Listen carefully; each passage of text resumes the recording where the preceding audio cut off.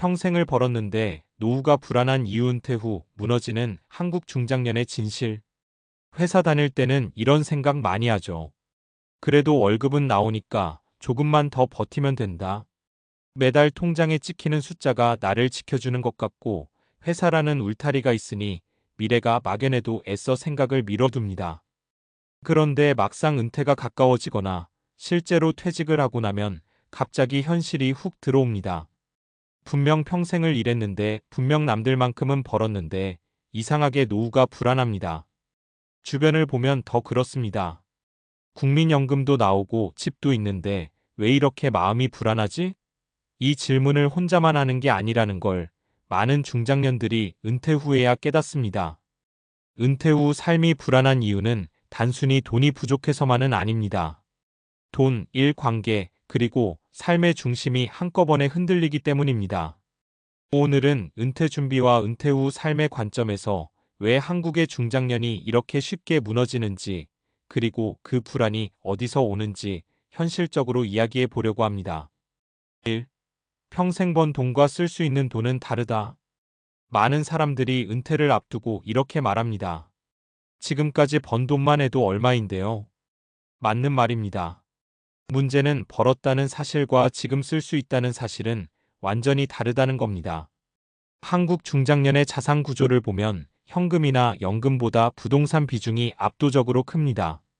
집 한 채 혹은 집 두 채가 전 재산인 경우도 많죠. 자산은 커 보이는데 매달 들어오는 돈은 없습니다. 월급이 끊기는 순간 그때부터는 모아둔 돈을 벌어서 쓰는 삶이 아니라 까먹는 삶으로 바뀝니다.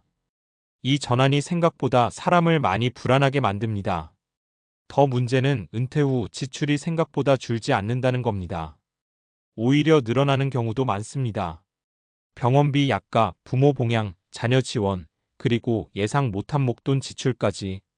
그러다 보면 이 속도로 쓰다간 70대, 80대는 어떻게 버티지? 라는 생각이 자연스럽게 들 수밖에 없습니다. 사례 1. 집은 있는데 매달이 불안한 60대 어씨. 어씨는 30년 넘게 대기업에서 일했습니다. 은퇴할 때 받은 퇴직금과 집 한 채, 그리고 국민연금까지 있으니 주변에서는 다들 그래도 걱정 없겠다고 말했습니다.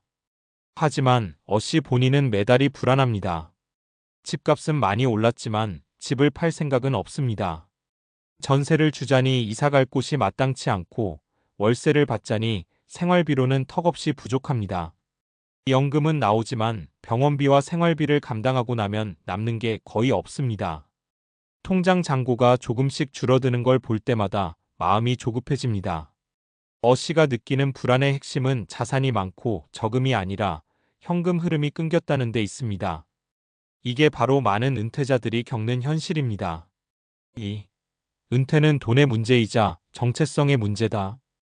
은퇴 후 불안은 돈에서 시작하지만 결국 사람을 무너뜨리는 건 정체성의 상실입니다. 회사에 다닐 때 우리는 명함이 있었고 역할이 있었고 하루의 루틴이 있었습니다. 그런데 은퇴와 동시에 이 모든 게 사라집니다. 아침에 눈을 떠도 갈 곳이 없고 누군가 나를 필요로 하는 느낌도 줄어듭니다. 사회에서 한 발 물러났다는 느낌이 들면서 나는 이제 쓸모없는 사람이 된 건 아닐까라는 생각까지 이어지기도 합니다. 이 상태에서 경제적 불안까지 겹치면 우울감은 훨씬 더 깊어집니다.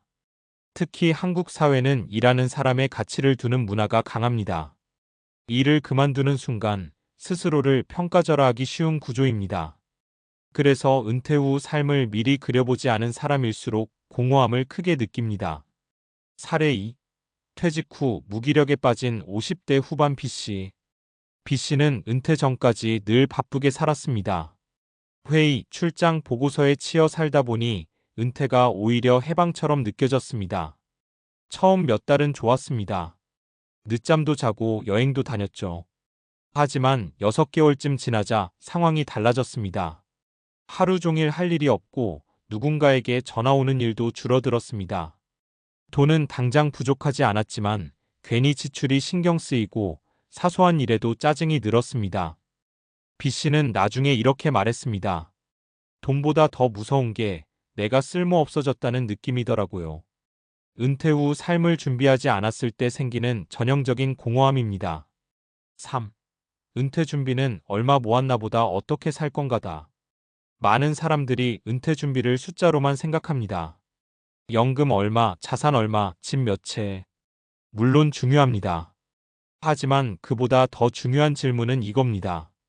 은퇴 후 나는 어떤 하루를 살 것인가? 내일이 사라진 자리를 무엇으로 채울지, 사람들과의 관계는 어떻게 유지할지, 돈을 쓰는 기준은 어떻게 바꿀지까지 함께 고민해야 합니다. 은퇴 후 삶의 그림이 없는 상태에서는 아무리 돈이 있어도 불안이 줄지 않습니다. 특히 소득이 완전히 끊기는 구조는 위험합니다.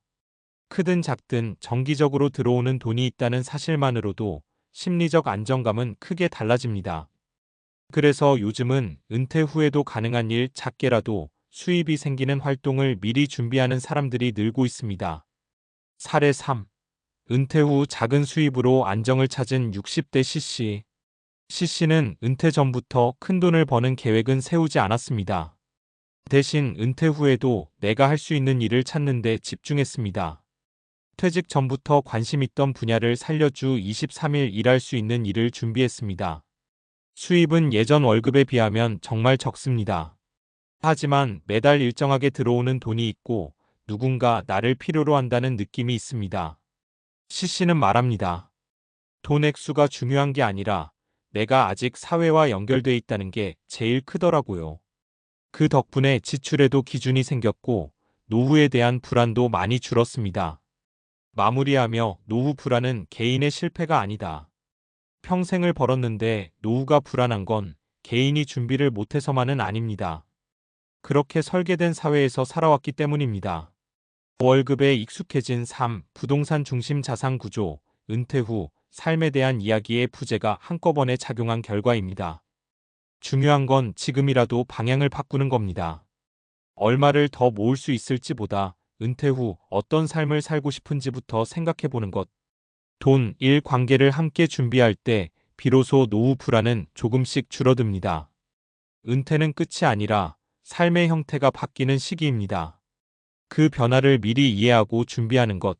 그게 진짜 은퇴 준비일지도 모릅니다. 4. 노후 불안의 진짜 원인, 불확실성 스트레스. 은퇴 후 불안을 조금 더 깊이 들여다보면 단순한 돈 걱정이라기보다 불확실성에서 오는 스트레스에 가깝습니다. 심리학에서는 이를 미래 불확실성 스트레스 인탈러런스 어브 UNCERTAINTY라고 부릅니다. 인간은 현재 힘든 것보다 앞으로 얼마나 힘들지 모른다는 상태를 더 크게 두려워합니다. 현역 시절에는 힘들어도 예측이 됩니다. 다음 달 월급, 내년 연봉, 승진 가능성 같은 게 어느 정도 보이죠. 하지만 은퇴 후에는 예측 가능한 변수가 급격히 줄어듭니다. 수입은 고정되거나 줄고 지출은 건강 상태에 따라 언제든 튈 수 있습니다. 이때 뇌는 계속해서 위험 신호를 보냅니다. 그래서 실제 자산 규모와 상관없이 불안이 커지는 겁니다. 특히 한국 중장년층은 IMF, 금융위기, 부동산 급등락을 직접 겪은 세대입니다. 뇌 속에 이미 언제든 무너질 수 있다는 기억이 각인돼 있습니다. 이런 경험은 은퇴 후 불안을 더 증폭시키는 요인으로 작용합니다. 5. 돈이 있어도 불안한 이유, 뇌는 감소에 더 민감하다. 행동경제학에는 잘 알려진 개념이 있습니다.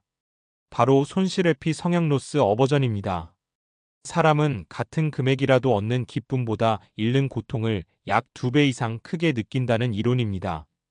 현역 시절에는 통장 잔고가 줄어도 다음 달에 다시 채우면 되지라는 생각이 가능합니다.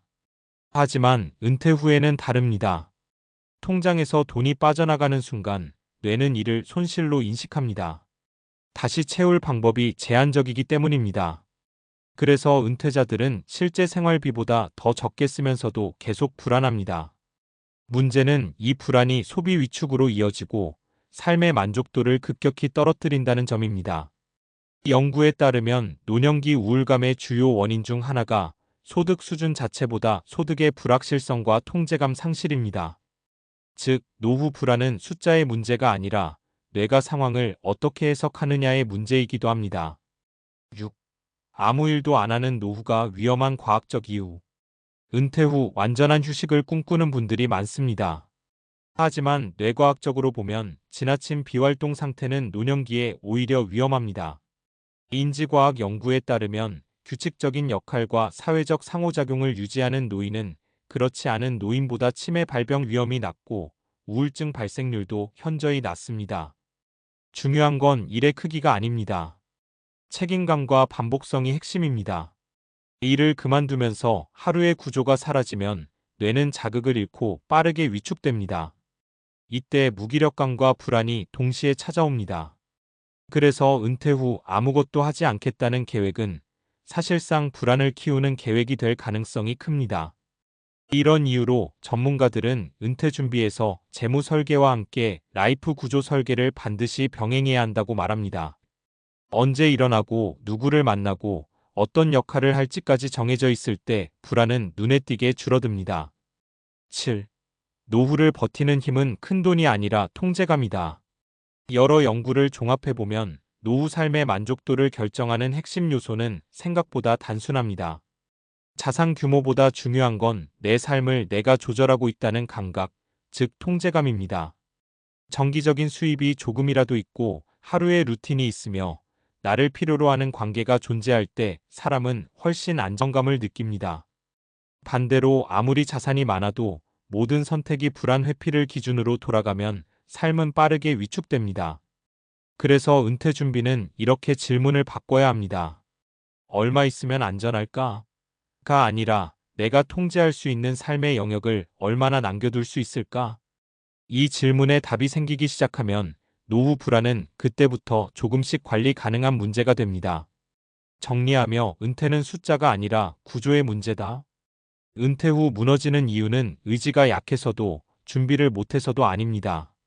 평생 월급 구조에 최적화된 삶을 살다가 하루아침에 그 구조가 사라지기 때문입니다. 돈은 중요합니다. 하지만 돈만으로는 불안을 이길 수 없습니다. 불확실성을 줄이고 손실에 민감한 뇌를 이해하고 역할과 관계를 유지하는 구조를 만드는 것. 이 세 가지가 함께 갈 때 은퇴 후 삶은 비로소 버틸 수 있는 상태가 됩니다. 노후는 참고 견디는 시간이 아니라 다시 설계해야 하는 시간입니다. 그 사실을 조금만 일찍 받아들이는 것, 그것이 가장 현실적인 은퇴 준비일지도 모릅니다.